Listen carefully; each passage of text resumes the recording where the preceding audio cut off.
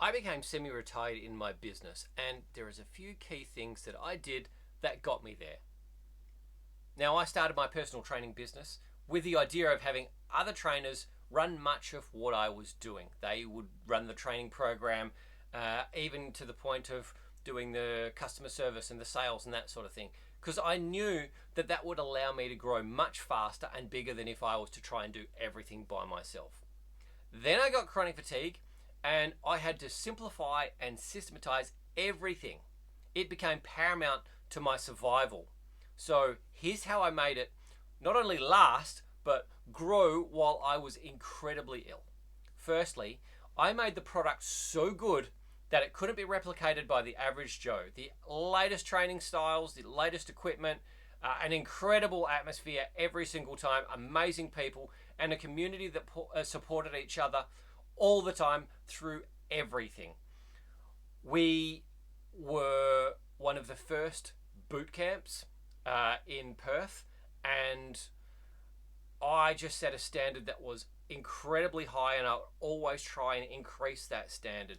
And I knew that if I did that, I was delivering a quality experience for the people who were going to turn up. So a lot of the time, especially our evening sessions, were like a big party. Our Friday morning sessions were like a big party. The music was pumping. The people were in a good mood.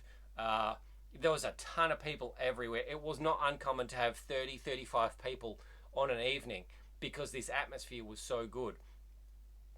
Because that was the product was the training. Now, the training itself also, like, I would always have the best of everything.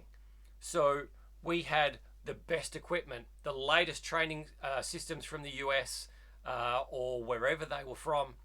We had the newest of whatever it was going to be, and we were always bringing new things into the mix and keeping it interesting for people. Not just interesting, but also effective. People got incredible results because this was, again, such a good product. And that was just absolutely paramount to being able to bring people in and give them not only what they wanted, but what they needed, and then keep them there. So next thing I did, I trained my staff thoroughly and consistently, and even had others train them. I would pay for people to run courses for them or send them to different programs to be able to learn a whole lot more, because the better that they were, the better that they were able to deliver a similar experience to me. Now, I had a huge amount of personal training experience at the time, and finding other people who have the same level of experience as you is going to be very difficult. And I like the idea of trying to get people in who are, somewhere around that 80% of what you can give. Because if you are the business owner, you take pride in, you put everything you have into running things that way. You're always going to give 100% because that's just what it's all about for you. But not everyone is able to go at that capacity. Not everyone has that same drive, that same motivation.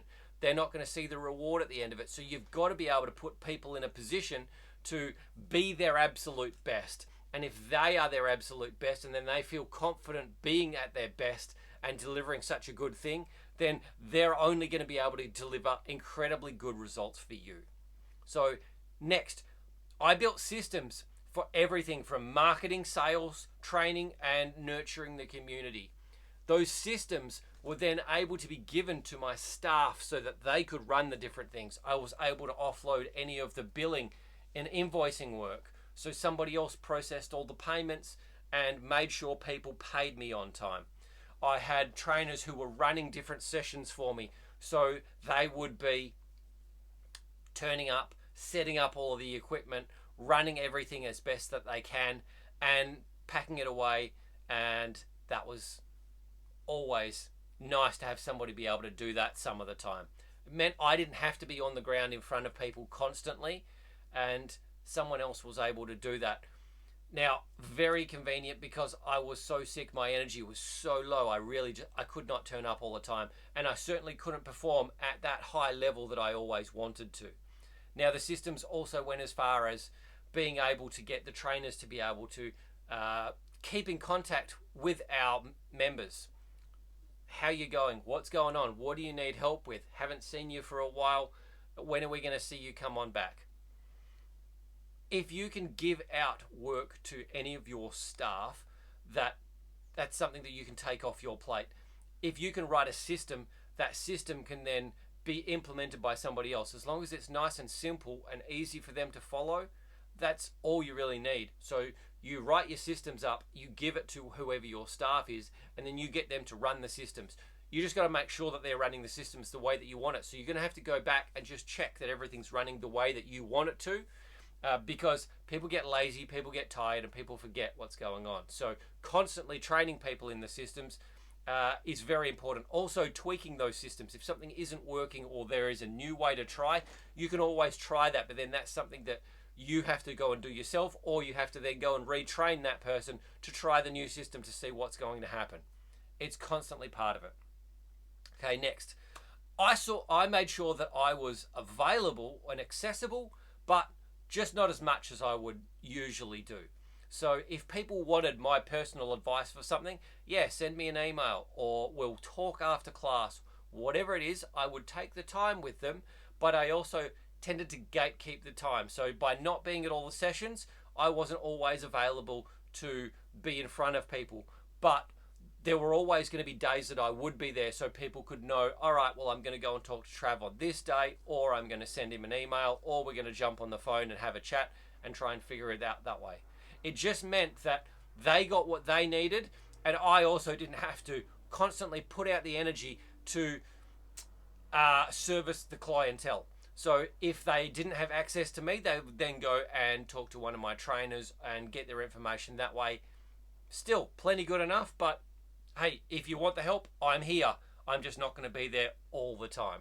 So if this is you in your business, it might be as simple as only replying to emails 24 hours after they've been sent to you. Some people will even go 48 hours afterwards. That allows people to solve the problem by themselves, because quite often they can. A lot of the time people are just too lazy to go and try and solve the problem. And generally what you're doing is problem solving. So if someone has a question, they might just ask you first, and they could have Googled that in 10 seconds. Chances are they have emailed you and then gone and Googled that and got their answer, and then they don't even need you to reply to your email anymore. So that's why I say if you can give it 24 to 48 hours, you might actually find that you are no longer needed to be able to complete that activity. Many times I've rocked up and I've said to someone, oh look, I've seen your email, I just haven't got to it yet. And they've said, don't worry about it, I sorted it out, I found the answer to that, I'm good. Simple. It's just a really efficient time saving model for being able to run your business. Lastly, I set one of my staff up to take over the business. So I decided that I was going to sell everything. I made sure that she knew everything about how to run the business, and that she was doing a better job than I was by the end of it. So even leading up to the handover, she was running the show. I made sure that everyone knew that she was running everything, and it was running smoothly, and it was going to go like that all the way through. She knew what was going on. Their customers knew what was going on, and she was in such a good position that by the time we had actually handed over, nothing had to be any different. It was just a simple, straightforward process. And again, a lot of that comes down to having those great systems involved from the start and having great training involved. I also made sure that everything was all in the one place. So all the procedures for the entire business in one area. Just like I had on my computer, I basically put everything together. I was like, here you go. Here's how you run everything. Here is all the systems. A lot of businesses don't have their systems set up in some easy to teach manner. But if you can do this, it just makes your life so much easier, because you don't have to spend so much time training somebody. Think about if you had to bring on board 10 new employees every year, and you had to sit down and spend 10 hours with those employees to teach them everything. Well, that's 10 hours of your time times 10. That's 100 hours of your time just there.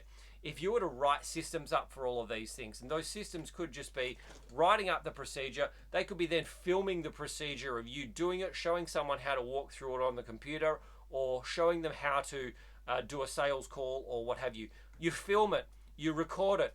Let's say it takes you 100 hours to do that.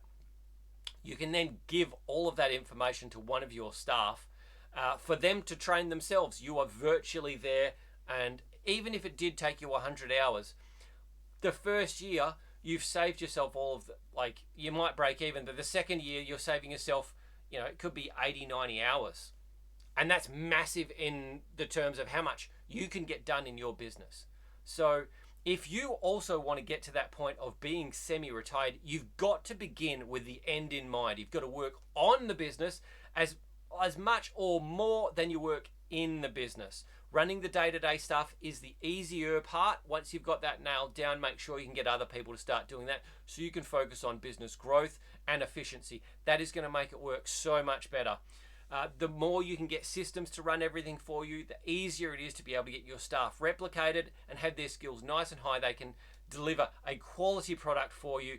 So make sure that you do it very well, because the last thing you want is to deliver a poor quality customer service for the client and have them go elsewhere because they aren't delivering on it. So it's always important to be able to do your best and then pass on the best information the best possible way, and make sure your team run things in the way that you want to do it by checking on them regularly, testing them if needing, and updating procedures on a regular basis.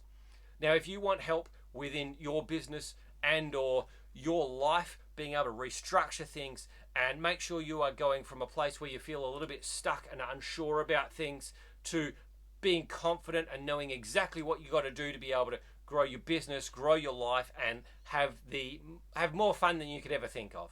So I've got a free 28-day program that you can join on the link below, and all you need to do is sign up.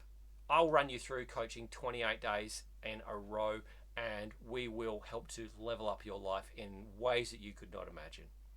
See you on the inside.